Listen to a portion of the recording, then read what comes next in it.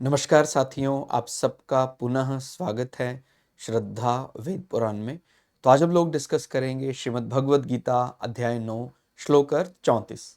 तो ये अध्याय 9 का अंतिम श्लोक है और इससे पहले हम लोगों ने अध्याय 1 से 9 तक के सभी श्लोक सरल हिंदी भाषा में दोनों ही चैनल श्रद्धा एस्ट्रो ज्योतिष, श्रद्धा वेद पुराण में अपलोड कर दिए हैं। और जिस प्रकार से हमने शुरुआत की थी, तो शुरुआत में हमारा मानना यही था कि ये जो एस्ट्रोलॉजी पढ़ रहे हैं, जो लोग ज्योतिष पढ़ रहे हैं, उनको धर्म अर्थ काम मोक्ष, सत्व रज तम, इस प्रकार की समझ ज़्यादा बढ़िया हो जाएगी और उसका वो ज्योतिष में इस्तेमाल कर पाएंगे। लेकिन फिर हमें बाद में लगा कि ये इसका लाभ तो सभी व्यक्ति उठा सकते हैं, चाहे वो ज्योतिष को जानते हैं या नहीं जानते। तो वास्तव में ही इस प्रकार के हमें बाद में आप लोगों के कमेंट मिले कि कई ऐसे व्यक्ति भी हैं जो ज्योतिष नहीं भी जान रहे हैं लेकिन वो पढ़ रहे हैं। तो आप लोगों का हृदय से धन्यवाद। और इसी प्रकार से हमारा जो मनोबल है, हमारा उत्साह है, वो बढ़ाते रहिए, क्योंकि एक किसी भी इस प्रकार के ज्ञान को लगातार बनाए रखने के लिए बहुत बल चाहिए और वो बल आप लोगों के रूप में हमें मिल रहा है। क्योंकि कुछ विषय ऐसे होते हैं जो हम जानते हैं लेकिन उनको उस प्रकार से, उस वे से प्रेजेंट करना, रिकॉर्ड करना, उसमें काफ़ी मेहनत लगती है। और वो तभी हो सकता है जब आप लोग सहयोग करें। और जिस प्रकार से आप जानते हैं कि इस प्रकार के हमें सुझाव भी मिलते रहते हैं कि भाई सर, यूट्यूब पर फेमस होने के ये तरीके होते हैं, ये हिडन सीक्रेट्स हैं। लेकिन हमने कभी भी, मतलब अपने ना तो एस्ट्रोलॉजी के चैनल में और ना हमारे भगवद गीता के चैनल में हमने कभी उन सीक्रेट्स का इस्तेमाल किया, ना करना चाहते हैं। कारण यह है कि हमें लगता है कि जो उसका सीकर है, जो सत्य की तलाश में है, जो प्योर एस्ट्रोलॉजी खोज रहा है, या जो इस प्रकार के भगवद गीता के श्लोक अर्थ अनुवाद चाह रहा है, वो आ ही जाएगा। लेकिन हम ज़बरदस्ती कोई इस प्रकार के हैशटैग या ज्वलंत शब्दों का इस्तेमाल, जैसे क्या बोलते हैं, कीवर्ड्स ऐसे इस्तेमाल करें आप, तो आप जल्दी वायरल हो जाएंगे। इस प्रकार की चीज़ों से तो हम बचते हैं। वो सही है कि हमें अपनी पहुंच अगर अच्छा है तो ज़्यादा तो लोगों तक पहुंचना चाहिए। लेकिन फिर भी इसमें किसी भी अप्राकृतिक ऐड का या अप्राकृतिक कोई ऐसी चीज़ों का इस्तेमाल हम बहुत कम करना चाहते हैं। जिस प्रकार के हमें कई चैनल में और भी लोगों ने ऐड करने के लिए अपने चैनल को हम आप रेफ़र कर देंगे, इस प्रकार के सुझाव दिए कि अगर आपकी इच्छा हो तो हम आपके चैनल को वहाँ पर लोगों को बता देंगे। तो हम लेकिन कोशिश करते हैं कि भाई खुद से ही आगे बढ़ें, मेहनत करें। और वो कई बार बहुत ज़्यादा ऐसा कई बार नहीं भी लगता है कि भाई आप समझते हैं, जैसे थंबनेल आदि बड़े इंटरेस्टिंग बनाते हैं लोग ताकि लोग उसकी ओर आकर्षित हो। लेकिन हमारा मानना ये है कि जब बहुत ज़्यादा कई बार आकर्षण हो जाता है तो फिर वो सांसारिक मुद्दों तक ही सीमित रहता है। क्योंकि अगर व्यक्ति बहुत ज़्यादा सांसारिक आकांक्षा लेकर आएगा तो फिर वो उसी प्रकार की चीज़ें चैनल में भी देखेगा,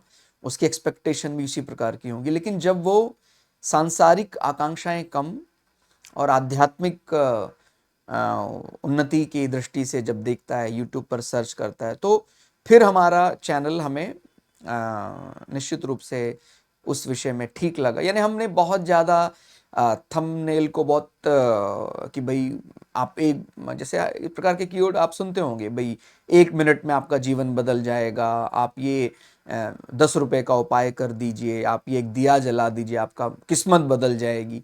इस प्रकार के कीवर्ड्स और इस प्रकार के थंबनेल का इस्तेमाल हम कभी भी नहीं करना चाहेंगे, क्योंकि वो आप भी समझ रहे हैं कि वो पूरी तरह से गलत है। हम धीरे धीरे जीवन को बदल सकते हैं। ये कोई माने इस प्रकार कोई मैजिक रॉड की तरह ये कोई किसी फिल्म की स्क्रिप्ट नहीं लिखी जा रही है कि आपने बस किया और बस आपने मैजिक रॉड की तरह जादू की छड़ी हमें मिल गई, बदल गया। उस जीवन को बनाने में मेहनत लगती है और वो तभी हमें मीठा भी लगेगा। ठीक है, तो आप लोग सभी हमारे साथ जुड़े हैं, जो भी अच्छे श्रोता हैं, आप अगर एक श्रोता हमारे अच्छे हैं, चाहे वो एक भी हैं, तो भी हम उनके लिए रिकॉर्ड करते रहेंगे। तो इसी प्रकार का मनोबल आप लोग बनाए रखिएगा। तो शुरुआत करते हैं। ये अंतिम श्लोक है, बहुत बढ़िया भगवान ने कहा है, मुझ में मन वाला हो। मतलब अब जब संबंध शरीर के साथ, मन के साथ, बुद्धि के साथ व्यक्ति ने मान ही लिया है, तो अब एक दिन में तो वो संबंध टूटेगा नहीं। तो भगवान कहते हैं ठीक है, मन तू अपना मान रहा है, तो उस मन को मेरी तरह डाइवर्ट कर। और वो नेचुरली, वो प्राकृतिक है। हम वास्तव में तो उसी की तलाश में ही रहते हैं, लेकिन हम दूसरे प्रकार से समझते हैं। जब भी कभी आप कोई टेलीविजन में भी देखते हैं ना, भाई हम आकाश में उड़ना चाहते हैं, हम अंतरिक्ष की सारी सीमाओं को लांघ देना चाहते हैं। वास्तव में क्योंकि हम हैं ही वास्तव में वो, इसीलिए हम उसकी ओर आकर्षित होते हैं। लेकिन हम उसको संसार से जब पाना चाहते हैं, वही गलती हो जाती है। तो हम अनंत हैं, इसीलिए आप इस प्रकार के अलौकिक कर्मों की ओर बड़ी जल्दी आकर्षित होते हैं। तो क्या कहते हैं, मुझ में मन लगाने वाला हो। आप जो मन लगा रहे हैं कि वो सांसारिक कर्मों के जरिए मुझे प्राप्त हो जाएगा, नहीं, वो परमात्मा की ओर, ईश्वर की ओर लगाइए, उस मन को वहां झुकाइए। मेरा भक्त बन।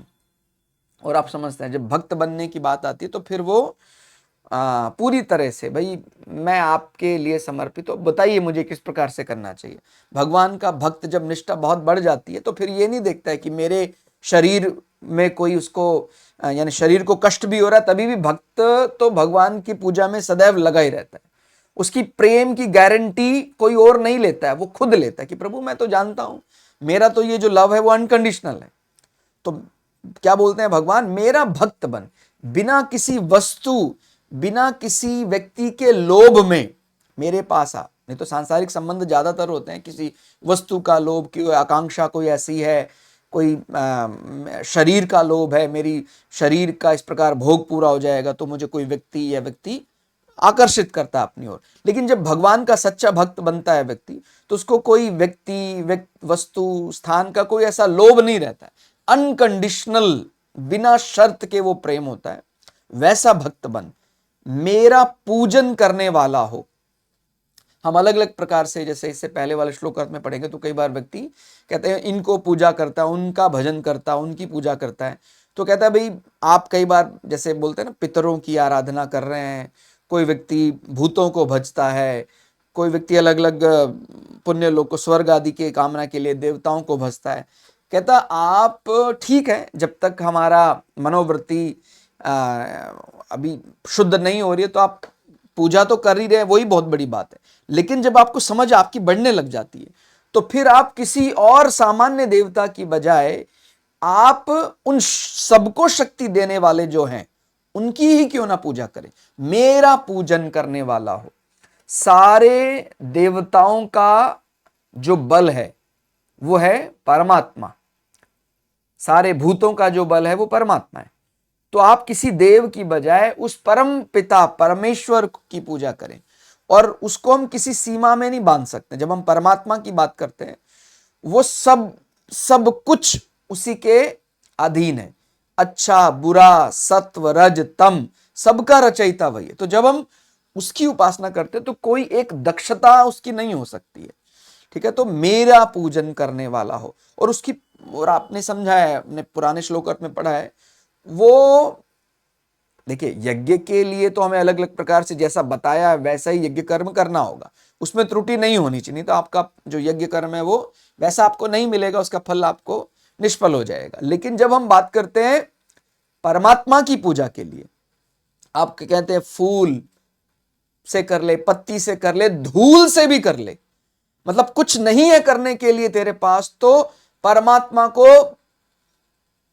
धूल भी अगर समर्पित करता है प्रेम से तो मेरा पूजन हो जाएगा। मेरे पूजन की त्रुटि कभी भी, आपने इस प्रकार का उच्चारण नहीं किया, आपने इस प्रकार की समिधा नहीं चढ़ाई, आपने इस प्रकार की सामग्री नहीं चढ़ाई, मेरी पूजन में ऐसा त्रुटि नहीं माना जाता। मेरी पूजन की त्रुटि क्या मानी जाती है, भाई आपने अनन्य भक्ति भाव से मन को परमात्मा में नहीं लगाया, बस यही त्रुटि मानी जाएगी। बाकी किसी वस्तु का, आपने उस प्रकार का समर्पण नहीं किया, ऐसा भगवान की परमात्मा की कोई आकांक्षा अभिलाषा नहीं। तो मेरा पूजन करने वाला हो, और उस पूजन के लिए सबसे बड़ी जो शर्त है वो यही है कि अनन्य भक्ति भाव से, सत्यता से ईश्वर को पुकार। ठीक हो गया? मुझको प्रणाम कर। आप समझते हैं, हम जब अलग अलग प्रकार से अपने से बलवान राजा को, अपने से बलवान व्यक्ति के अधीन होते, तो हम ऐसा शपथ खाते हैं कि भाई मैं आपके अधीन होकर शपथ खाता हूं, मैं आपकी निष्ठा में रहूंगा। तो भगवान कहते हैं कि भाई संसार से संबंध जुड़ा के रखेगा तो संसार तक ही सीमित रहेगा, तो तू मुझको प्रणाम कर। तूने हर जगह तो प्रणाम करके देख लिया। प्रणाम का अर्थ केवल सर झुकाना नहीं, जो निष्ठा है तेरी वो संसार के अलग अलग रूपों के प्रति रही, अलग अलग, क्योंकि हम देवों को भी संसार के साथ ही जोड़कर देख रहे हैं कि भाई संसार के अलग अलग कामना की पूर्ति के लिए तूने अलग अलग देवों को भी नमन किया, उनको प्रणाम किया। कहता वो सारा यदि बल, सारा तू नतमस्तक हो जा हृदय से परमात्मा के प्रति, तो फिर तुझे परमात्मा वो मार्ग दिखा देंगे, मुक्ति मार्ग दिखा देंगे। इस प्रकार आत्मा को मुझ में नियुक्त करके मेरे परायण होकर तू मुझको ही प्राप्त होगा। अगर आप पहले बताए हुए तरीके, यानी मुझ में मन लगाने वाला हो, मेरा भक्त बन जा, मेरा पूजन कर। और जैसे मैंने बताया, परमात्मा की पूजन के लिए हमें कोई अलग अलग प्रकार के समिधा, उसका कोई ऐसी कि भाई ये बेसिक रिक्वायरमेंट इसके बिना नहीं होगा। परमात्मा की पूजा की सबसे बड़ी रिक्वायरमेंट, सबसे बड़ी शर्त, सबसे बड़ी यही है कि भाई आपका हृदय निर्मल होना चाहिए, सत्यता से सत्य को पुकारना है। ठीक है? इस प्रकार जब आप कर लेते हैं तो आप आत्मा को परमात्मा की तरफ लेकर चलने लग जाते हैं। तो क्या बोलते हैं? इस प्रकार आत्मा को मुझ में नियुक्त कर, मुझ में यानी परमात्मा में नियुक्त करके मेरे परायण होकर तो मुझको प्राप्त होगा। इसमें कोई संदेह नहीं करना है। थोड़ा और सरल करके यदि समझें, मनुष्य ने केवल भूल के कारण ही शरीर और संसार के साथ संबंध मान रखा है कि मैं अमुक वर्ण का हूं। भाई अलग अलग प्रकार के जब संबंध मान लेता तो फिर मेरा ये, मैं इस संप्रदाय से हूं, मेरा ये वर्ण है, मैं कोरा हूं, काला हूं, मैं यूरोप में रहता हूं, मैं इंडिया में रहता हूं, मैं अलग अलग प्रकार ऐसा मानने लग जाता। मेरा नाम ये है, मेरा पूजा पद्धति ये है, मेरी धर्म ये है, ये इसे खूब खूब मान्यताएं ले लेता। और वो ऐसा ट्रैप में फंसा कर रखते हैं उसको कि भाई अगर तू संप्रदाय का है तो उसी से करना, तू दूसरे संप्रदाय की मान्यताओं को क्यों मान रहा है, ऐसा उसको।